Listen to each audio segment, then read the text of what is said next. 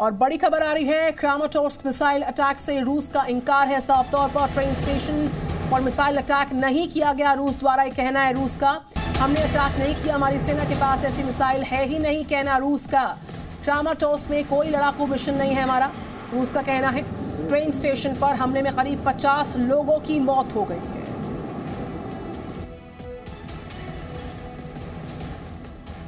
रूस का साफ तौर पर कहना है कि ट्रेन स्टेशन पर हमले में जो 50 लोगों की मौत हुई है, इस अटैक से हमारा कोई लेना देना नहीं है, इस लड़ाकू मिशन से हमारा कोई सरोकार नहीं है। ट्रेन स्टेशन में जिसमें करीब 50 लोगों की मौत हुई थी, साफ कहा रूस ने कि हमारी सेना के पास ऐसे मिसाइल्स मौजूद ही नहीं है।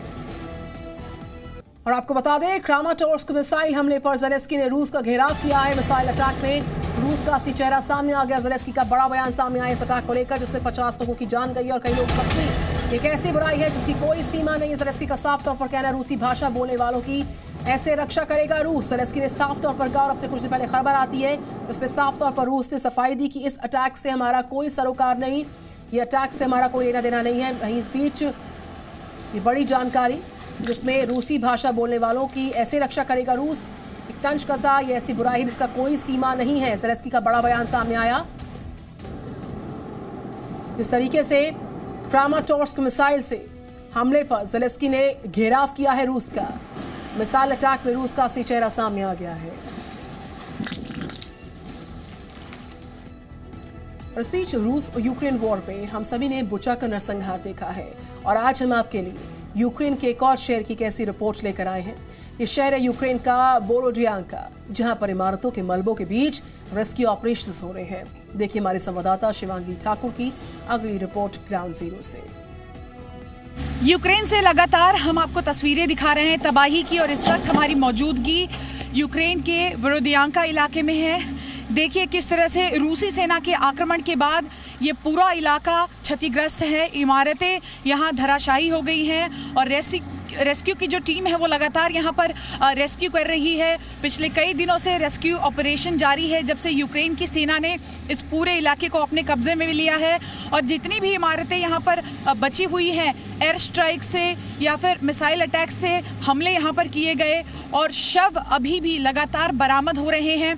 शव जो आम लोगों की यहाँ पर है, उसमें से बम लगाए गए हैं, जैसा कि लगातार यूक्रेन की सेना क्लेम कर रही है, कह रही है कि माइंस लगाकर रूसी सेना यहाँ से गई हुई है। और देखिए मौसम की भी मार है, लगातार यहाँ बारिश हो रही है, जिसकी वजह से रेस्क्यू ऑपरेशन में काफ़ी परेशानी हो रही है। लेकिन यूक्रेन की सेना लगातार यहाँ लगी हुई है और ये रेस्क्यू ऑपरेशन कर रही है।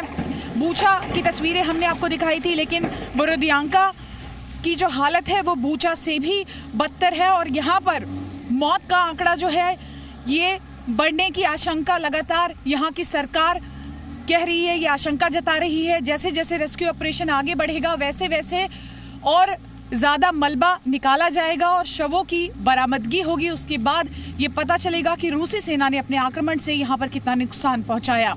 बोरोडियांका में जगह जगह पर रूसी सेना ने अपना कब्जा बनाया था, और उसका एक सबूत इस वक्त यहाँ आप देखिए, ये एक ब्लॉक पोस्ट है जो कि रूसी सेना द्वारा बनाया गया था। और ये जो वी साइन है, जहाँ जहाँ रूसी सेना ने यूक्रेन के इलाकों को अपने कब्जे में लिया था, वहाँ वहाँ इस तरह का वी साइन उन्होंने बनाया है, जिससे इस बात की पुष्टि होती है कि ये ब्लॉक पोस्ट उनके द्वारा ही बनाया गया था। और यहाँ कुछ फूड पैकेट्स भी हैं जो कि रशियन आर्मी का जो लोगो है उसी का बना हुआ फूड पैकेट्स है।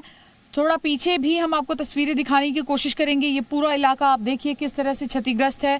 पीछे बिल्डिंगें हैं, शॉपिंग कॉम्प्लेक्स है, और सब कुछ एयर स्ट्राइक में तबाह हो चुका है।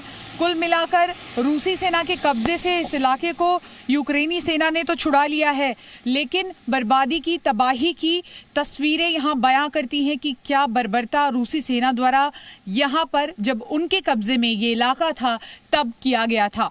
कैमरा पर्सन शेखर के साथ शिवांगी ठाकुर, जी media. Presenting B News app, available on Google Play and App Store. Download it now.